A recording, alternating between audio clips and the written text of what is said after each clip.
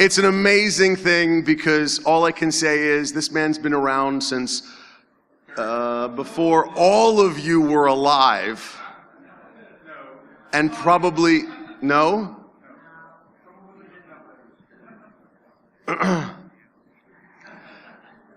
So let's do this right. I'd like to introduce Jack Daniel. Jack Daniel has been in InfoSec since dirt was young, rocks were soft, and dinosaurs roamed the earth. He had a PDP-11 tamed and running around on a leash, okay? The man has seen VAX come and go, Deck Alpha come and go. There's people in the audience like nodding, misty-eyed with tears rolling down their cheeks. You know, that means you're old. And he's basically been around for most of the industry of InfoSec. Jack, what year did you start in information security? 2012. BC or AD? Before 2012, he just considered himself a heckler. Now he actually figures he knows enough by heckling that much. He's learned enough to actually contribute. Well, all right, anyway. So we're not going to talk about the level of contribution. But in all seriousness, Jack Daniel is a significant force for good and alcohol tolerance in the information security industry. And when I say alcohol tolerance, I don't mean temperance. I mean tolerance. He teaches more of us how to drink than anybody else in the world. There's only like 2 or 3 people in this world that I know that carry around their personal case of bitters, okay? And all of them are because of Jack. All of them are like, wow, that's a great idea, I'm gonna start doing it. And you're like, and like the TSA really gets puzzled over this shit, okay? They look at your luggage and they're like, oh, you know, there's like 14 million wires, 6 laptops, 3 Arduinos, and a Raspberry Pi and a pear tree. And then they see like little bottles of liquid and they're like, oh my God, binary explosives. No, then they open it up and they go, what's this, sir? And then they get the 30-minute lecture on how almond bitters and like raspberry bitters are good for this, and you have to do this for a right, correct, old-fashioned. And at the end, there's TSA operatives going, what the fuck was he talking about? And did you see that beard? And it's really funny because any day now I expect Jack to get the, oh no sir, anybody 70 years or older doesn't have to take their jacket off, and for him to physically attack the TSA agent. But we haven't heard about it yet. I'm really looking forward to it, however. So irrespectively, in all seriousness, Jack is fantastic. If you don't know who Jack Daniel is, I don't know why you're up this early in the morning. But, no, you'd still be drunk. Now, admittedly, just out of curiosity, and since we brought the subject up, how many of you are still drunk? Okay. Jack had his hand up, didn't he? Not surprising. How many of you are hungover? Okay, some of you are lying. I can find out.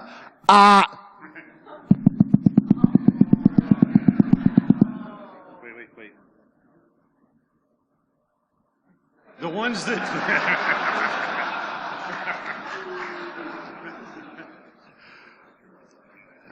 But you got up this early to see this old guy talk about shit that's going on in history, and shit that went on in history, and shit that's going on today in InfoSec.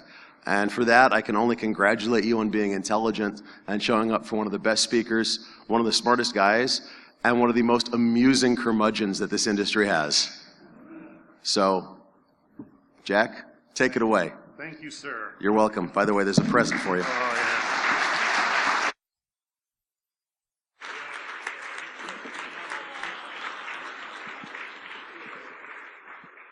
So just to let you know, Jack warned us as I was walking up, if I get ice, I will be spewing and we'll need a rain barrier.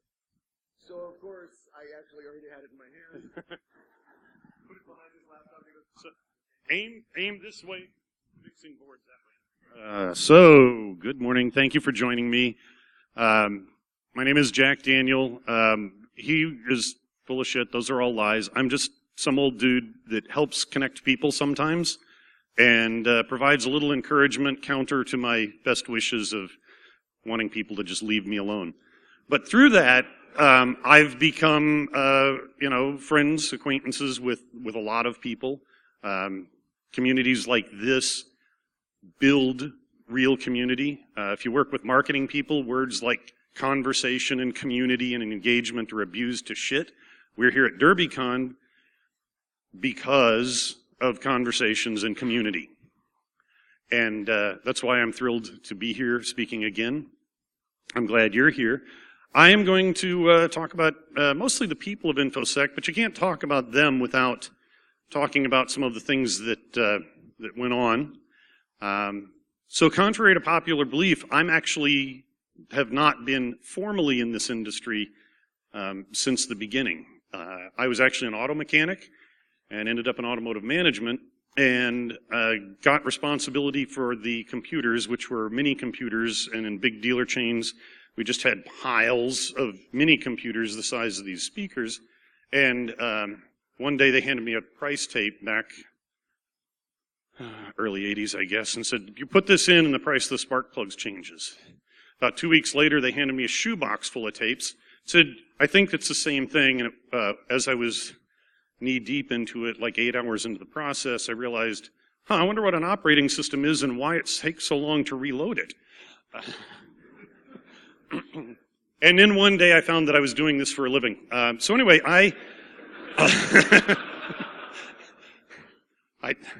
look, people ask me for career advice.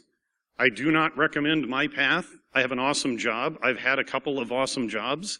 I cannot recommend that you rely on shit luck, but most of us that have killer jobs, shit luck gets you there. So anyway, these folks, so anyway, I want to make my disclaimer. I don't know this stuff. I had to force myself to do some learning. By the way, the reason a lot of us are InfoSec and stay in it is because we like to learn stuff. Sometimes we wish the fire hose would slow down a little bit in this industry, but we always get to learn stuff. Part of the wonder is there is so much to learn. So I need to thank some people for this, because this has turned from a talk that I'm doing here into a bit of a project, and I'll talk more about that later. But I wanted to think about who should be on this list, who we should introduce ourselves to. And Becky Bass, who everyone here should know and worship. A lot of you don't, and we'll rectify that partially coming up soon. Marcus Ranum, who is a coworker of mine. There's a terrifying thought. Marcus Ranum, Space Rogue, and I are on a team together at Tenable. We're the strategists. For those who haven't made this connection, Marcus Ranum, Space Rogue, and I, that makes Space Rogue the naive young idealist of the trio.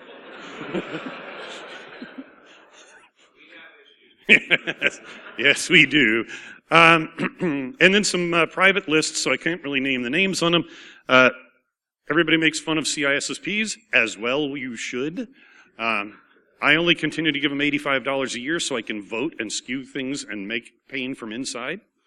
But there is an Elders of CISSP private list, and some of the folks on there are actually making it to this project in upcoming iterations, but that's a private list. They had some great stuff.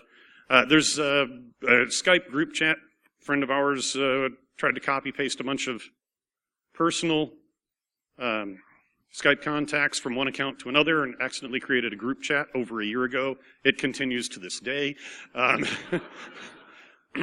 So they had some great information, and I have to give special thanks for many, many things, even though I'm a college dropout, well, drunk out if we're honest, but Spaff, Dr. Eugene Spafford is inspirational, both in his bitterness and his intellect and wit. So with that, let's dive into this. Why we don't know who and what we don't know. That's an evil sentence to put in front of you at 10 in the morning on Sunday, I know. But so there are a couple of things. In the early days, InfoSec wasn't a business. It was what you did. There wasn't an industry. It was you worked for Burroughs or whoever you worked for, and if you did security as part of writing code or whatever else you were doing. and it was primarily code or crypto in the early days. There wasn't an industry. A lot of the work was done in interesting places, and they didn't talk about it. And it just made it different. So a lot of the people just don't have the cult of personality that we do now, and it was different. The exploding demand for workers in this. Raise your hand if you have too many qualified people on your team at work, right? So we're pulling people in right and left, myself included. And when you land in this industry, you bring whatever you know, but there's hardly any time to look backwards and fill in because you hit the ground running and we go forward. And let me say this before, because don't specifically call it out. Some of the things I'll talk about really are like, holy crap, we're still fighting this. And it's not to say the people that are rehashing the same things today aren't applying it in new, exciting ways. It's not to say we're dumb and lazy for not honoring the elders, although I do appreciate honoring elders. It's just for some historical perspective. There's some cool folks and want to catch stuff. So we don't have time to look back. Much of the work was pre-internet. If a paper falls in InfoSec and Google doesn't index it, did anyone read it?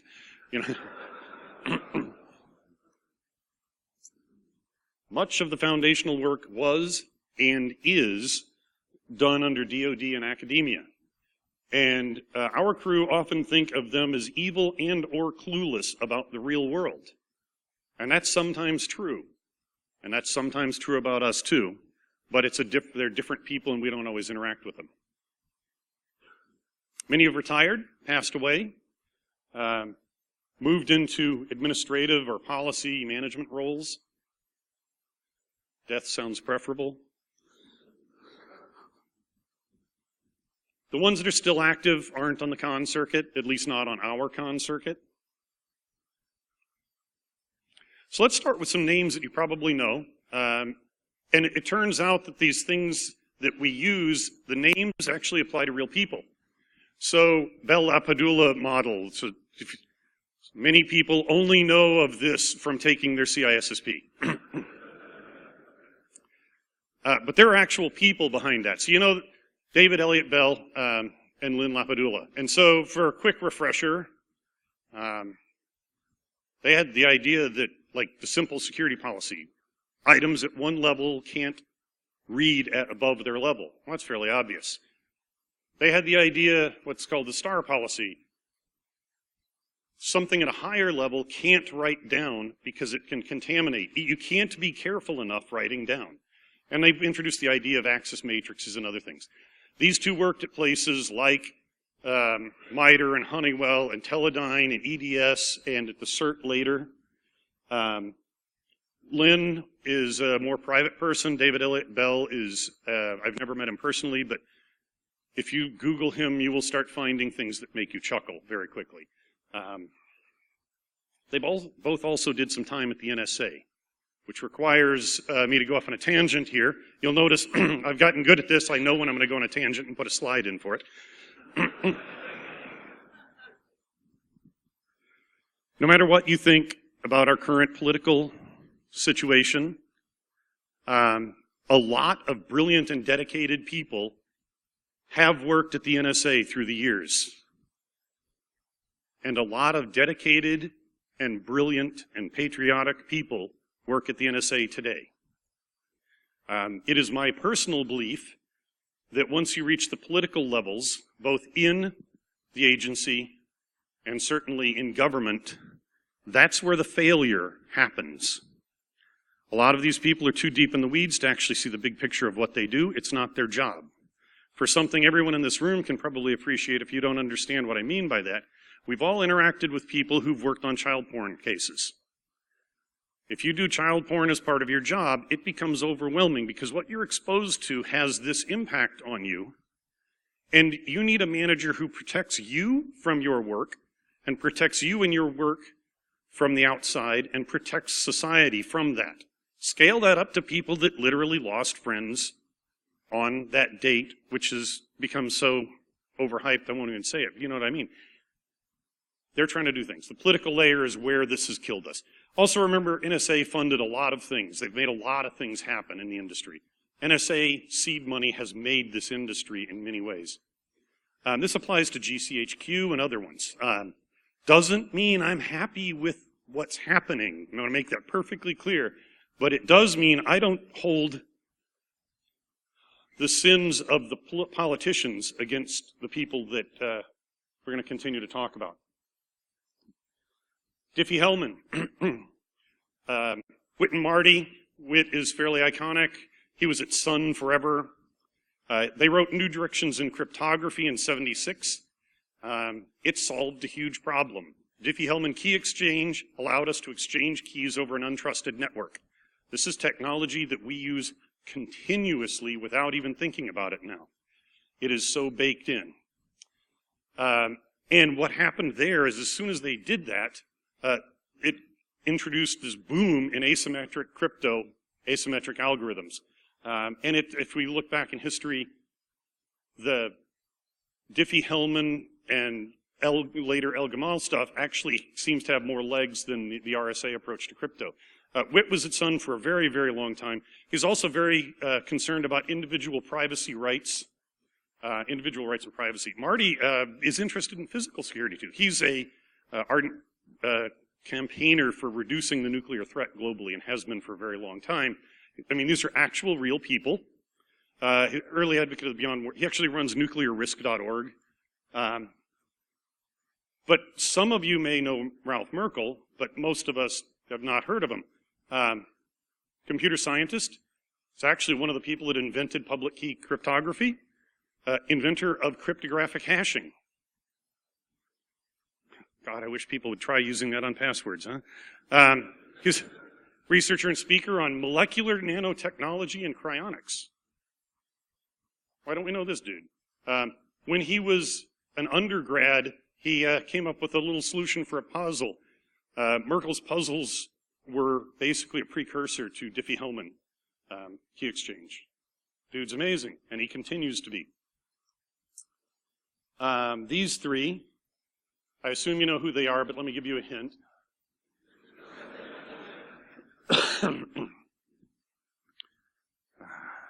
Ron invented a bunch of symmetric key algorithms, RC2456, RC being Rivest cipher. He also authored MD2456, published a 3-ballot voting system. He's concerned about privacy. 3-ballot voting system allows you to, without trusting cryptography, because democracy is too important, lets you have a provable balloting system. Grossly oversimplifying it, you cast 3 ballots. You cast 2 of them to cancel each other out. The other one is your actual ballot. You keep track of them. It's interesting, probably won't be done. Lynn was, besides theoretical computer science, is into DNA computing now, using biologics rather than silicon for computing. It's kind of scary, but cool. I know I put too many people in here, but I loaded them for a reason, so we'll go. Clifford Cox, James Ellis, and Malcolm Williamson. Very few people know any of them. If they do, they only know Cox, know of Cox. See, I put that in there. Sometimes the jokes write themselves. But in 1970, while working at GCHQ, James Ellis wrote a paper trying to solve the problem of non-secret encryption. He laid out his ideas for non-secret encryption while at GCHQ in 1970. Cox and Williamson were school friends and they were teammates on the British Mathematical Olympiad team. And 73, those two joined GCHQ. They didn't know what to do with these 2 brilliant young mathematicians, so they gave them Ellis's paper. Cox played with some of the ideas and worked out some of the actual mechanisms and algorithms involved and made it work. The following year, Williamson had followed up and found this other end of Ellis's paper. Made that stuff work. A few years later, Diffie and Hellman thought they invented the Diffie-Hellman, and Merkel Hellman, knapsack exchanges, except Ellis had already done that. Malcolm Williamson invented RSA before it was known. I flipped that. Look at that. See? But they all worked together as a pair. What they did as a team, Cox did most of it, invented what we now call RSA. This was not declassified until 1997. Now, they didn't do as much with it. Obviously, they didn't take it in public space. This is why we don't know these people. They couldn't talk about it. It's also why faith in stunning breakthroughs in crypto shouldn't be taken too seriously if GCHQ has college kids that work it out years before the greatest minds in the industry. So anyway, unfortunately, Ellis was dead by then, but Cox went on to invent identity-based crypto, and he spent time as the chief mathematician at GCHQ. These are people we should know. 16 people. Let's see how many I can fly through. I don't have to fly, do I? We're doing good. So we're going to have some easy ones for you. Everybody knows Grace Hopper and adores her. Right? If not, you've got homework. There is a 10-minute clip of her on the Letterman show like 20 years ago. I tweeted it out a couple of weeks ago. It is fantastic. The last 30 seconds are a little weird, but it is phenomenal. She used to walk around and say to people, "Would you like a nanosecond?" And take out of her these little pieces of copper. And she would talk, like trying to explain as an admiral why it took so long for signals to get from, say, Norfolk to a destroyer deployed at sea. This is a nanosecond, sir. If we line this number of them up, that will make it to the satellite. Oh, okay. It's a great bit. So there's, I didn't link to it. There's a scree against programmers thinking they're cool, which is deserved, and there's a bit on it about her, and it's probably the most concise thing you'll find. I should link to put things in perspective, when she started programming involved patch cables. She programmed on things that looked like what you would call an old telephone switchboard. When she got new equipment, it had dip switches. People who think they're cool because they write flow-level code probably are. She wrote the first compiler because she got tired of having to write everything out by hand. Debugging, you know why Bug Crowd has, Grace Hopper has a posse? She coined the term debugging. There was a moth in a mechanical relay that caused a failure in a system, and she pulled the bug out. That's why we debug systems. She is unfortunately deceased, but like I said, there's plenty out there about her, but she is truly awesome. Dr. Eugene Spafford, I am honored to say that Spaff has become a friend. We all know him, but we may not know that the significance of founding the program Sirius at Purdue. He's been there since 1987. He's people think of him as computer scientist, security guy. He is also at Purdue. This is not Cape Cod Community College. We're talking Purdue. He is a professor of philosophy, communication, electrical and computer engineering, and political science. You may have seen people argue with him on Twitter. You may not agree with his left-leaning politics, but be careful challenging. A longtime advisor to industry, government, military. He has some great stories I won't tell you because he probably shouldn't have told me. Phenomenal sense of humor, rocks a bow tie. He's an InfoSec historian.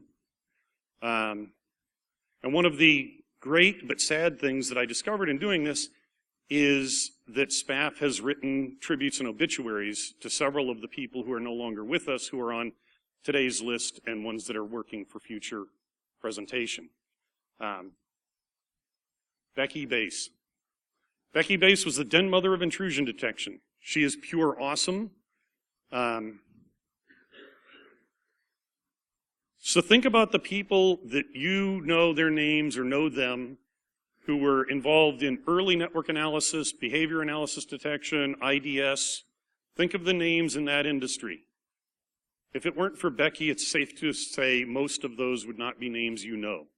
She was at the NSA and provided connections and funding to a lot of people who, well, some of us in this room work for today. And did a lot of other things. And she did her time at the agency and got out and did consulting in corporate world. And now she's back in Alabama, South Alabama.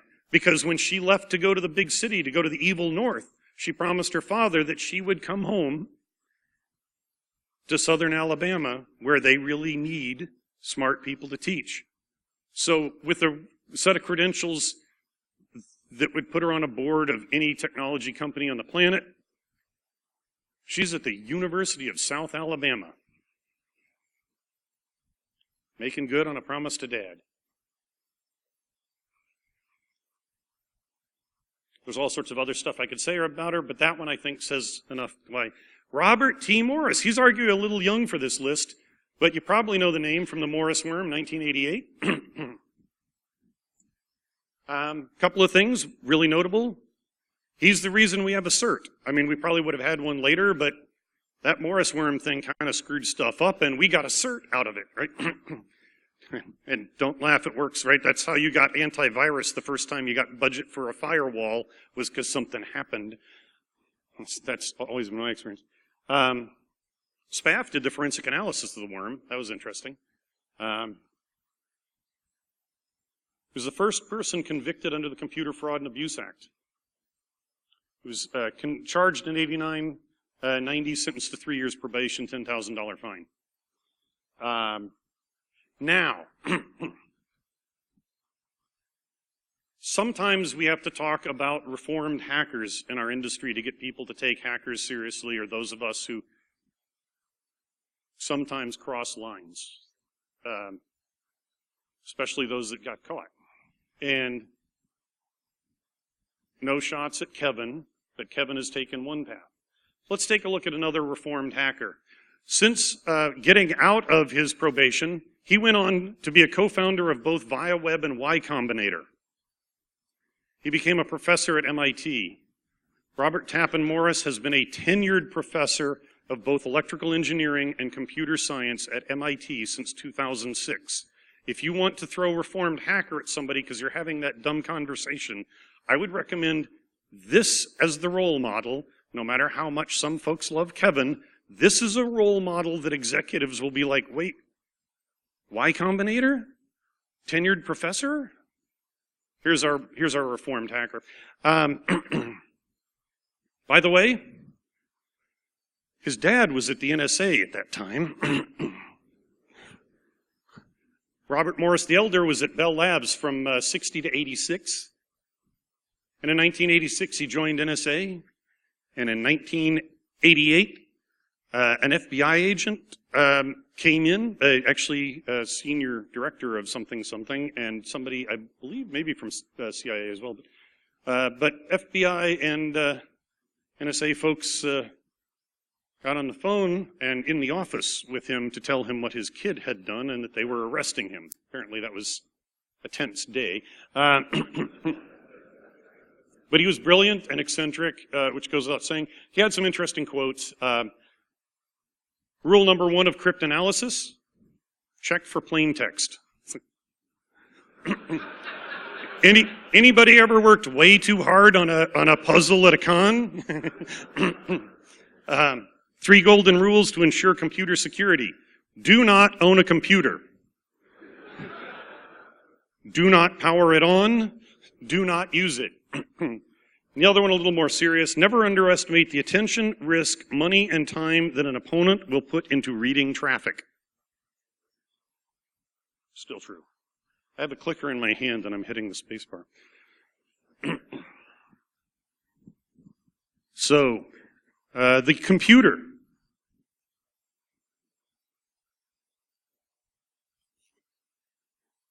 I'm actually going to read this so I get it exactly right. The computer will touch men everywhere and in every way, almost on a minute-to-minute basis. Every man will communicate through a computer whatever he does. It will change and reshape his life, modify his career, and force him to accept a life of continuous change. Willis Ware said that in 1966, when other people were saying there was no need to have computers. This was decades before we were told we didn't need computers in our homes. Willis Ware is most noted for the Ware Report. It's a 47-year-old document about fundamentals of computer security. If you're interested in these things, read it. You can find one or two sentences that may not be as relevant as they were 50 years ago, but the entire rest of the document is a valid statement of the industry that we're in. Worked on classified radar and IFF, the Identify Friend Foe during the war. Was at RAND for 40 years, 52 to 92. Ware Report came out in 67. Decades before it was a popular concern, probably based on the insight of his prior quote, he became really worried that the increased reliance on computers would present serious privacy issues. So he figured this out. He was actually on several committees and led the Privacy Act under Ford the first time we had a Privacy Act. We actually only lost Willis Ware in the past year at 93. So he had a very long and very productive life. Very insightful guy. Peter Newman, Harvard Fulbright scholar, PhD. He did a lot of interesting things, worked on Multics and then the Provably Secure Operating System. Currently, and for many years, has been the editor of Risks Digest. But one of the things that shaped him, and I would imagine so, he had lunch with, or breakfast. He had brunch, actually, it wasn't that early. But he had a meal with Einstein. They spent a couple hours chatting, spent a lot of their conversation talking about complexity. Talking complexity with Einstein will change the way you look at simplicity and complexity, and that drove him to things like provably secure operating systems. Let me just read you this one. This is Paget is, to some extent, the prototypical Southern U.S. good old boy, although preferring the term Southern gentleman and eccentric. Drives a GTO judge to this day, for those of you who are old enough to know what a judge is. Has done both dirt track and paved stock car racing. I don't think he does it as much anymore. He collects Zenith transoceanic radios as a hobby.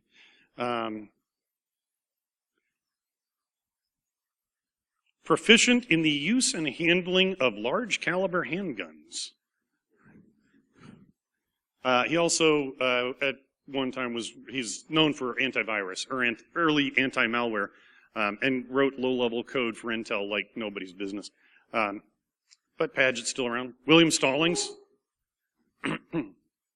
So William Stallings, if you went to school for computer science or electrical engineering, and a bunch of other things, you had some Stallings textbooks. You just did. He wrote a ton of books, compiled a bunch of information, worked with a bunch of great co-authors to put this information together. Did he create crypto algorithms? No. Did he help train generations of computer scientists? Yes. That kind of makes him powerful and important. He runs something called the Computer Science Student Resource. He is trying to pimp his books, but it does have a lot of good resources out there.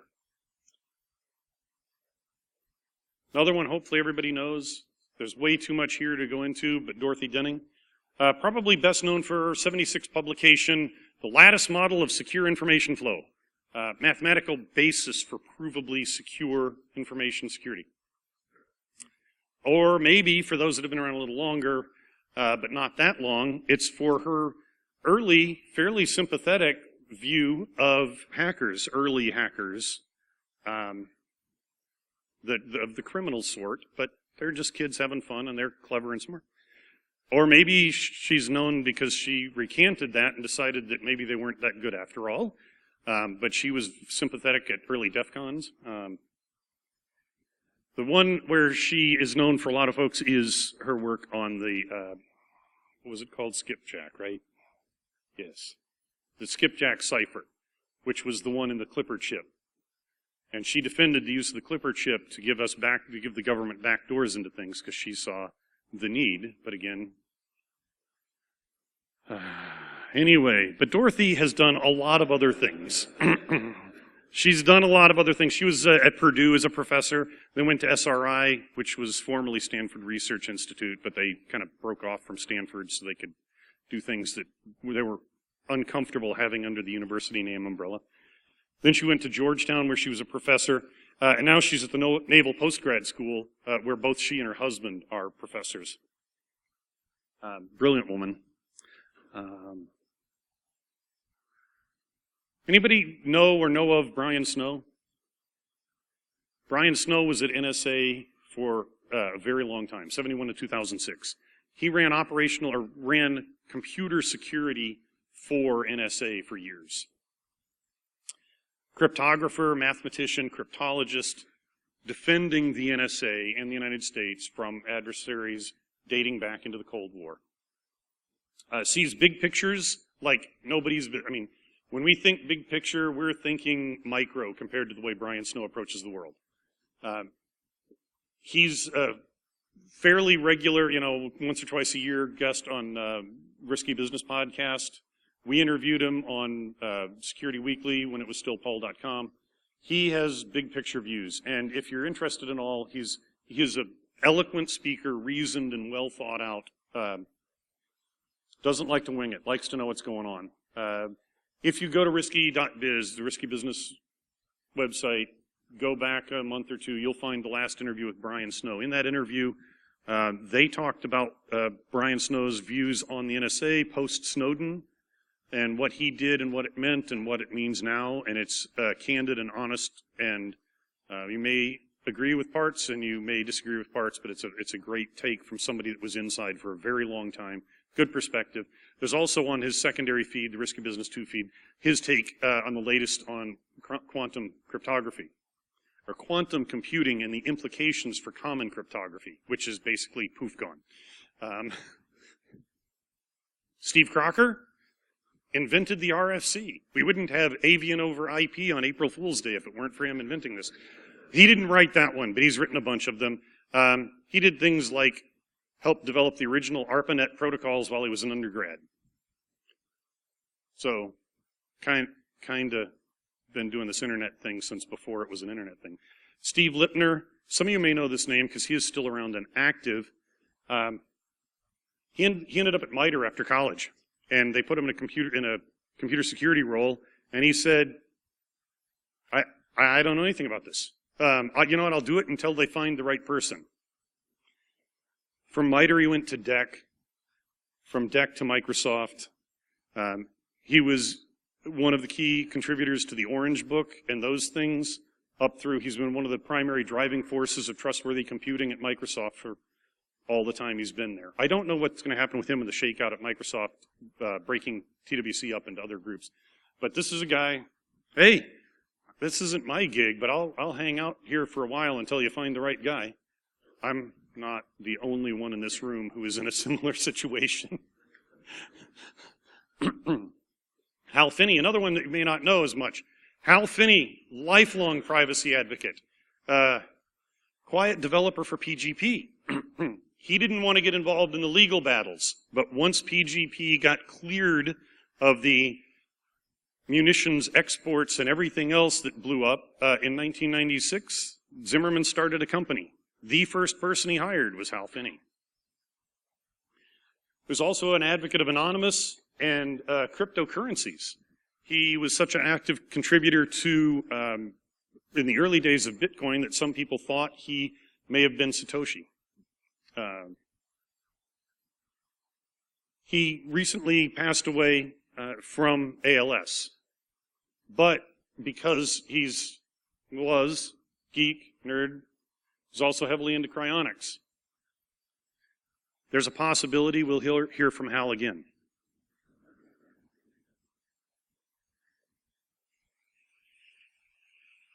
Okay, another heavy hitter. Bob Abbott. If anybody ever met him, they will only speak glowingly of Bob Abbott. Bob Abbott was African American in government and military and industry when, we're still largely shades of white and shades of male, but it's better now. But when he did this, that was significant. But it wasn't significant to him or the people he worked with, because it was like, guy knew his stuff, worked with people who knew their stuff. It's kind of cool. One of the things he's known for is RISOS, the Research into Secure Operating Systems. It was a study he did and led from 71 to 76. This is not to take a shot at where we are now, but I want to read you the 7 key components of a secure operating system. 7 key things that need to be addressed. Thankfully, we've solved all of these and implemented them effectively. Number 1, incomplete parameter validation.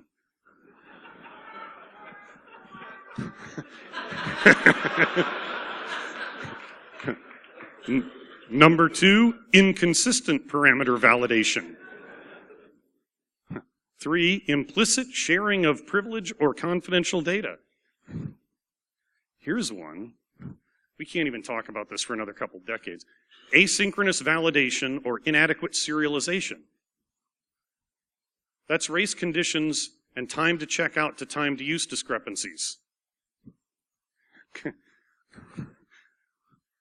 We're still struggling with number 1. No.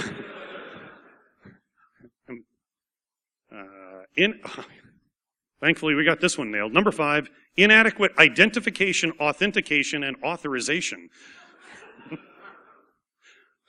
Number 6, violable prohibitions and limits. Or in other words, saying you can't do something and then letting you do it anyway. And then the number 7 one is what kind of catches everything else, which is exploitable logic errors. A couple of interesting things about him. His wife used to babysit a guy that I used to work for.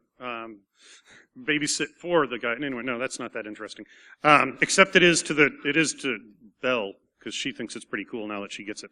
Author of the first set of privacy and data confidentiality guides for healthcare in 1974. Why did he care about healthcare? He led a project that produced the first physiological monitoring system to keep tabs on patients after original open heart surgeries. He did some operating system stuff. Let me make sure I get this right. Developed the first multi-user, multitasking operating system for Cray-class computers that went into 24/7 operation. I believe that was early 70s. And the one where a lot of folks will recognize it, although, man, kids now haven't even seen it. Movie Sneakers. Remember in the end of the movie? The dude from the NSA was Darth Vader. Before he was Darth Vader, right? No, that was, I don't know. It's all a blur.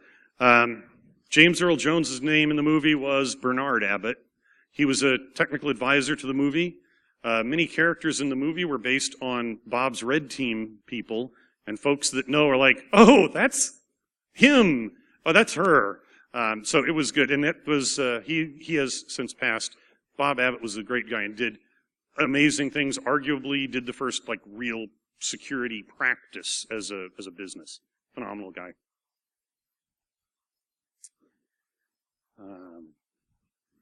We'll close out with Jim Anderson. Studied to be a meteorologist. It's one of the things. Tangent. I didn't put a slide in for this tangent. Studied to be a meteorologist. Went into the military. Became a gunnery officer, then got flipped over to being a radio officer, and then he became an information security pioneer. Even though it was a long time ago, the use of the kind of modeling and predictive data that meteorologists do was brought into early information security. Shooting at people and being shot back at came with him into information security. The importance of communication, wireless communication, came with him into information security. Turns out that's kind of cool to bring these things in. That's one of the challenges we have in our industry today, is we finally have mature enough college programs that we're getting folks out of school that are trained. And that gives us the opportunity to mature as an industry, because you don't have confused old auto mechanics up here all the time.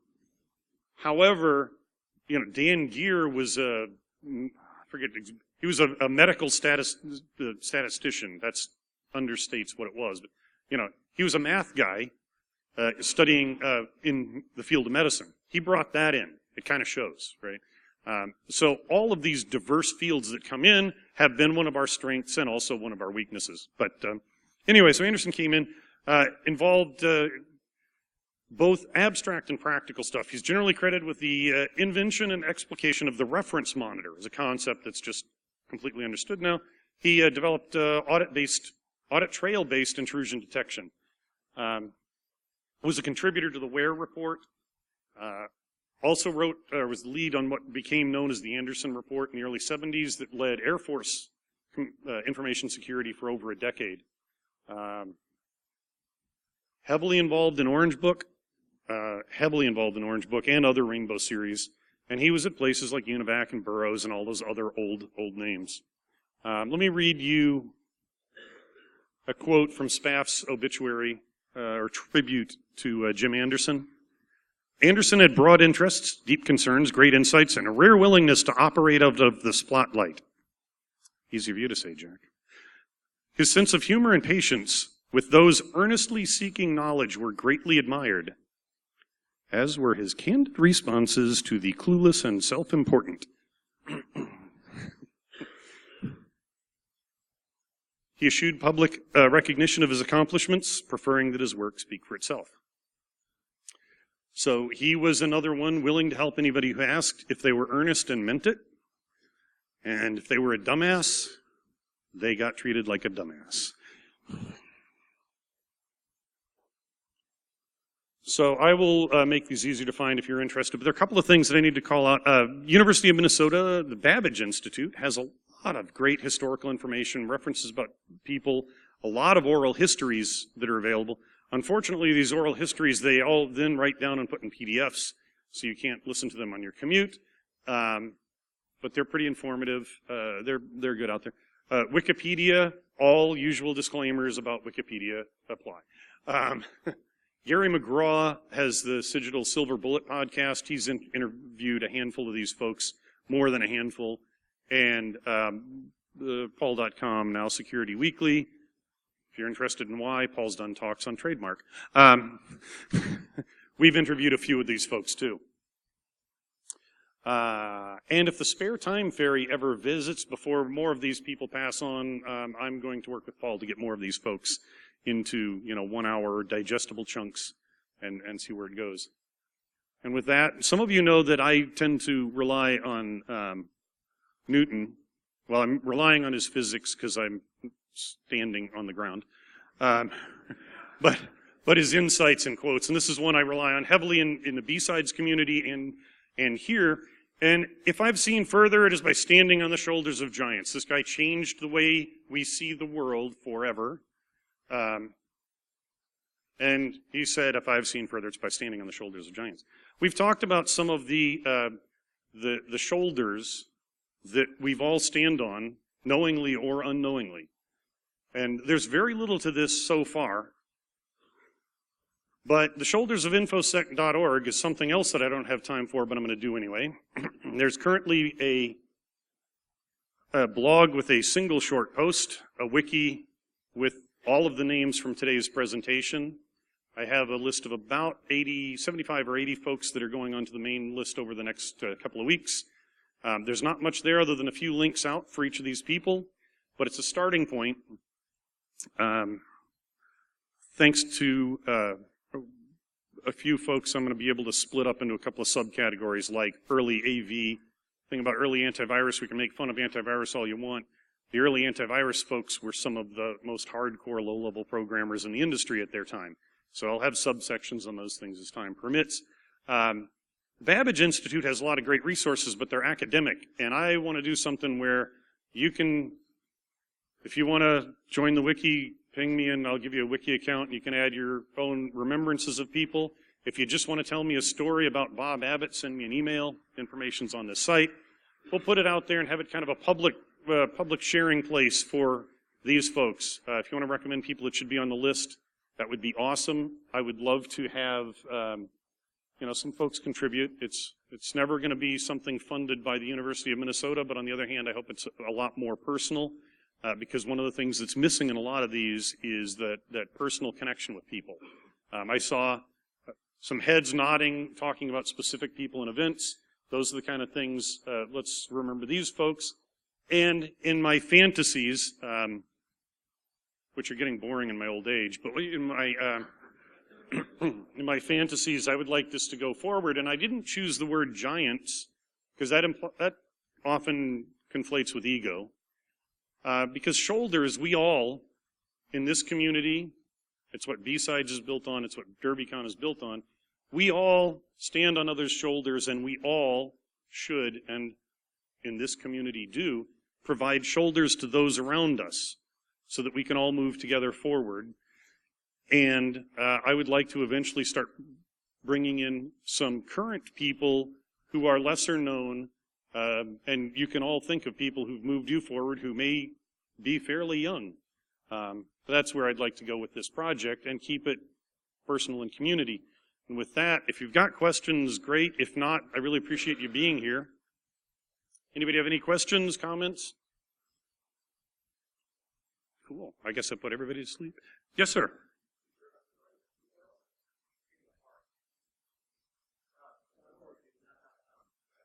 Jesus.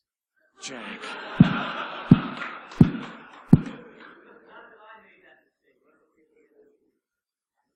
Yeah, there should... Oh, that DNS thing. Thankfully, we got that. Thankfully... Oh, wait. It's Kaminsky's fault. I didn't put a redirect in. Good catch. Thank you. So thank you all very much. Enjoy the rest of the day. And enjoy DerbyCon. And to be idealistic briefly, once again, we're all standing on the shoulders of giants, and we all have shoulders to offer. So thank you very much.